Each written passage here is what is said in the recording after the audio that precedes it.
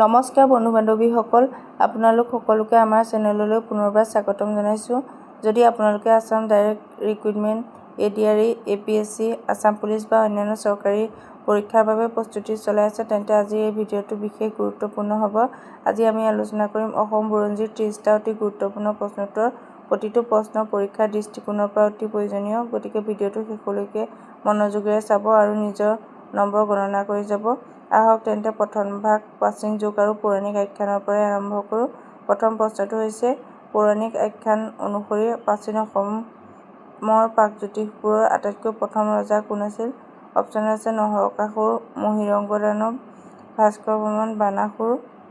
শুদ্ধ উত্তৰটো হৈছে মহীৰংগ দানৱ, অপশ্যন বি শুদ্ধ উত্তৰ।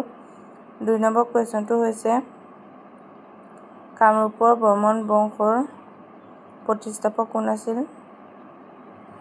অপশ্যনত আছে পুষ্য বৰ্মন, ভাস্কৰ বৰ্মন, বাণভদ্ৰ, মহেন্দ্ৰ বৰ্মন। শুদ্ধ উত্তৰটো হৈছে অপশ্যন এ, পুষ্য বৰ্মন হৈছে বৰ্মন ৰাজবংশৰ প্ৰতিষ্ঠাপক। তাৰপিছত 3 নম্বৰ প্ৰশ্নটো হৈছে, বিখ্যাত চীনা পৰিব্ৰাজক হিউৱেন চাঙে কাৰ ৰাজত্বকালত কামৰূপ ভ্ৰমণ কৰিছিল? অপশ্যনত আছে নৰনাৰায়ণ, ৰুদ্ৰসিংহ, ভাস্কৰ বৰ্মন, সুচৰিত বৰ্মন। শুদ্ধ উত্তৰটো হৈছে অপশ্যন চি, ভাস্কৰ বৰ্মন। ভাস্কৰ বৰ্মনৰ সময়তে হিউৱেন চাং কামৰূপলৈ আহিছিল। 4 নম্বৰ প্ৰশ্নটো হৈছে, প্ৰাচীন কামৰূপক কেইটা ভৌগোলিক ভাগত বিভক্ত কৰা হৈছিল? অপশ্যনত আছে 2টা, 3টা, 4টা, 5টা। শুদ্ধ উত্তৰটো হৈছে 4টা। এই 4টা পীঠ আছিল ৰত্নপীঠ, কামপীঠ, স্বৰ্ণপীঠ আৰু সৌমাৰপীঠ। এতিয়া আহোঁ আমাৰ দ্বিতীয় অধ্যায় চুতীয়া আৰু কোচ ৰাজবংশলৈ।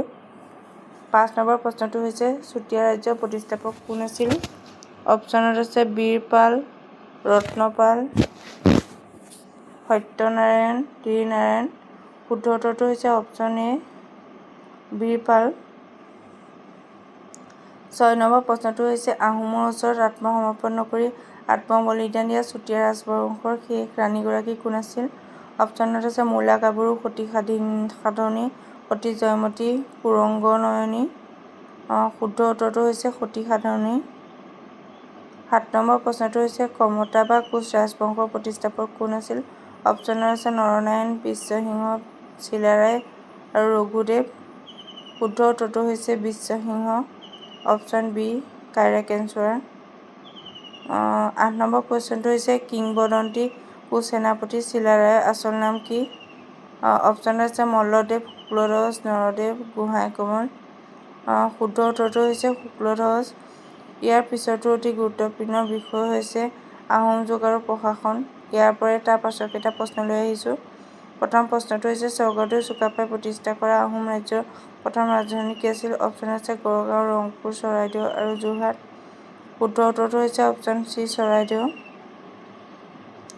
10 নম্বৰ প্ৰশ্নটো হৈছে, আহোম যুগৰ পাইক প্ৰথা পদ্ধতিগতভাৱে কোনে সংগঠিত কৰিছিল? অপশ্যনত আছে মোমাই তামুলী বৰবৰুৱা, লাচিত বৰফুকন, কীৰ্তিচন্দ্ৰ বৰবৰুৱা, আটন বুঢ়াগোহাঁই। শুদ্ধ উত্তৰটো হৈছে অপশ্যন এ, মোমাই তামুলী বৰবৰুৱাই পদ্ধতিগতভাৱে পাইক প্ৰথা সংগঠিত কৰিছিল।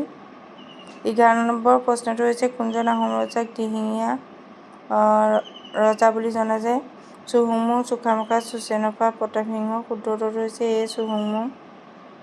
12 নম্বৰ প্ৰশ্নটো হৈছে, আহোম শাসনকালত লিখা ঐতিহাসিক সমল বা ইতিহাসমূলক পুথিবোৰক কি নামেৰে জনা যায়? অপশ্যনত আছে পুৰাণ, চৰিতপুথি, বুৰঞ্জী, বেদ। শুদ্ধ উত্তৰটো হৈছে বুৰঞ্জী। 13 নম্বৰ কুৱেশ্যনটো হৈছে, মোগলক অসমৰ পৰা স্থায়ীভাৱে খেদি পঠিওৱা ঐতিহাসিক ইটাখুলি যুদ্ধ কোন চনত হৈছিল? অপশ্যনত আছে 1671, 1682, 1662, 1526। শুদ্ধ উত্তৰটো হৈছে 1682 চন। তাৰ পাছৰ কুৱেশ্যনটো হৈছে, ৰাজ্যখন প্ৰত্যক্ষভাৱে শাসন কৰা আৰু নিজৰ নামত মুদ্ৰা প্ৰৱৰ্তন কৰা একমাত্ৰ আহোম ৰাণী বৰ ৰজা কোন আছিল? অপশ্যনত আছে ফুলেশ্বৰী, প্ৰমথেশ্বৰী, অম্বিকা। এটাও নহয়। শুদ্ধ উত্তৰটো হৈছে ৰাণী ফুলেশ্বৰী। 15 নম্বৰ কুৱেশ্যনটো হৈছে, আহোম ৰাজবংশৰ শেষৰজন স্বাধীন ৰজা কোন আছিল? অপশ্যনত আছে চন্দ্ৰকান্ত সিংহ, পুৰন্দৰ সিংহ, যোগেশ্বৰ সিংহ, কমলেশ্বৰ সিংহ। শুদ্ধ উত্তৰটো হৈছে পুৰন্দৰ সিংহ। ইয়াৰ পিছত আমি আলোচনা কৰিম মোৱামৰীয়া বিদ্ৰোহ আৰু মানৰ অসম আক্ৰমণ সম্পৰ্কে। প্ৰথম কুৱেশ্যনটো হৈছে কোনজন আহোম ৰজাৰ দিনত মোৱামৰীয়া বিদ্ৰোহ আৰম্ভ হৈছিল? ৰুদ্ৰসিংহ, লক্ষ্মীসিংহ, গৌৰীনাথ সিংহ, শিৱসিংহ। অপশ্যন বিটো হৈছে শুদ্ধ উত্তৰ। লক্ষ্মীসিংহৰ দিনত মোৱামৰীয়া বিদ্ৰোহ আৰু মানৰ আক্ৰমণ হৈছিল। ১৭ নম্বৰ প্ৰশ্নটো হৈছে অসম আক্ৰমণ কৰিবলৈ মানক কোনে আমন্ত্ৰণ জনাইছিল? অপশ্যনত আছে বদন চন্দ্ৰ বৰফুকন, পূৰ্ণানন্দ বুঢ়াগোহাঁই, লালুকখোলা বৰফুকন। কাৰেক্ট এনচাৰ হ'ব option A Badan Chandra Borphukan. ১৮ number প্ৰশ্নটো হৈছে মানে অসম মুঠ কেইবাৰ আক্ৰমণ কৰিছিল? এবাৰ, দুবাৰ, তিনিবাৰ। শুদ্ধ উত্তৰটো হৈছে তিনিবাৰ। ১৮১৭, ১৮১৯ আৰু ১৮২১ চনত অসম আক্ৰমণ কৰিছিল। আহক এতিয়া ব্ৰিটিছ শাসন আৰু স্বাধীনতা সংগ্ৰামৰ কেইটামান অতি গুৰুত্বপূৰ্ণ প্ৰশ্নলৈ যাওঁ। প্ৰথম প্ৰশ্নটো হৈছে অসমত ১৮৫৭ চনৰ চিপাহী বিদ্ৰোহৰ নেতা কোন আছিল? পিয়লি ফুকন, মণিৰাম দেৱান, জীউৰাম দুলীয়া বৰুৱা, কুশল কোঁৱৰ। শুদ্ধ উত্তৰটো হৈছে অপশ্যন বি মণিৰাম দেৱান। তাৰ পাছৰ কুৱেশ্যনটো হৈছে ব্ৰিটিছে কোন চনত মণিৰাম দেৱানক ফাঁচি দিছিল? অপশ্যন আছে ১৮৫৭, ১৮৫৮, ১৮৬১, ১৮৮৩।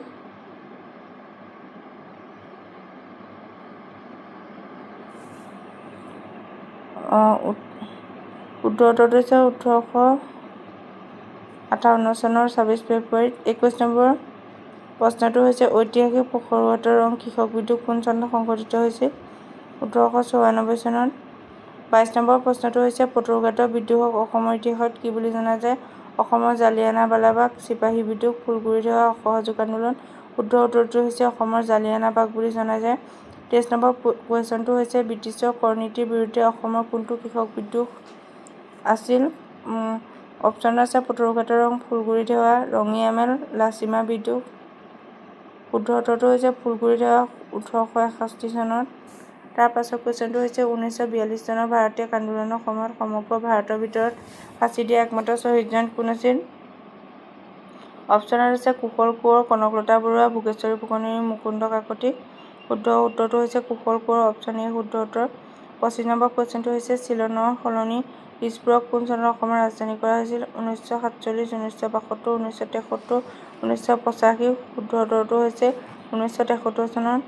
তাৰ পাছৰ কুৱেশ্যনটো হৈছে লোকপ্ৰিয় গোপীনাথ বৰদলৈক কোন চনত মৰণোত্তৰভাৱে ভাৰত ৰত্ন সন্মানেৰে সন্মানিত কৰা হৈছিল? শুদ্ধ উত্তৰটো হৈছে অপশ্যন এ ১৯৯৯ চনত। তাৰ পাছৰ কুৱেশ্যনটো হৈছে ঐতিহাসিক অসম চুক্তি কোন চনত স্বাক্ষৰিত হৈছিল? অপশ্যনত আছে ১৯৭৯, ১৯৮৩, ১৯৮৫, ১৯৯০।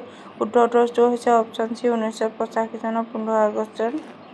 তাৰ পাছৰ কুৱেশ্যনটো হৈছে অসম চুক্তি স্বাক্ষৰিত হোৱাৰে সময়ত ভাৰতৰ প্ৰধানমন্ত্ৰী কোন আছিল? ইন্দিৰা গান্ধী, ৰাজীৱ গান্ধী, অটল বিহাৰী বাজপেয়ী, মোৰাৰজী দেশাই। শুদ্ধ উত্তৰটো হৈছে ৰাজীৱ গান্ধী। তাৰ পাছৰ কুৱেশ্যনটো হৈছে ঐতিহাসিক অসম আন্দোলন মুঠ কেইবছৰ ধৰি চলিছিল? ৩ বছৰ, ৫ বছৰ, ৬ বছৰ, ৮ বছৰ। শুদ্ধ উত্তৰটো হৈছে চি ৬ বছৰ। ১৯৭৯ চনৰ পৰা ১৯৮৫ চনলৈ চলিছিল। ৩০ নম্বৰ প্ৰশ্নটো হৈছে ভাৰতৰ ৰাষ্ট্ৰপতি হোৱা প্ৰথমগৰাকী অসমীয়া ব্যক্তি কোন আছিল? ফখৰুদ্দিন আলি আহমেদ, ৰঞ্জন গগৈ, দেৱকান্ত বৰুৱা, ছৈয়দা আনোৱাৰা টাইমুৰ। শুদ্ধ উত্তৰটো হৈছে ফখৰুদ্দিন আলি আহমেদ। এয়া আছিল অসম বুৰঞ্জীৰ ৩০টা অতি গুৰুত্বপূৰ্ণ প্ৰশ্নৰ উত্তৰ।